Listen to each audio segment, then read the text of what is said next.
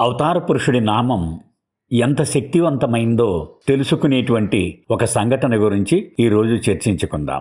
1925 మొదలుకొని 1928-29 వరకు మెహరాబాదులో అవతార్ మెహర్ బాబా బాలుర కోసం ఉచిత పాఠశాలను నిర్వహించారు. ఆ పాఠశాలలో చదువుకున్న ఒక విద్యార్థి పాఠశాల చదువు పూర్తయిన తర్వాత తన దేశమైన ఇరాన్ తిరిగి వెళ్ళిపోయాడు. అతని పేరు అస్ఫండియార్ వెషాలి.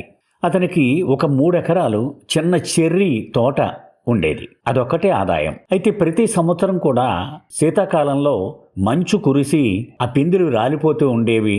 ఎప్పుడూ నష్టపోతూనే ఉండేవాడు. తన ప్రభువుని ఒక్కసారైనా చూద్దాం భారతదేశం వెళ్ళి అనుకునేవాడు.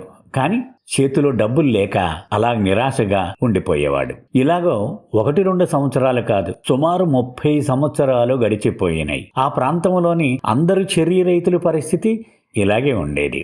ఇక 30 సంవత్సరాలు గడిచిపోయాక ప్రభువుకి ఒక ఉత్తరం రాశాడు అస్ఫండియార్. ఎలాగైనా నాకు సహాయం చేసి మీ దర్శనం అయ్యేలా చెయ్యండి అని ఉత్తరం రాశాడు.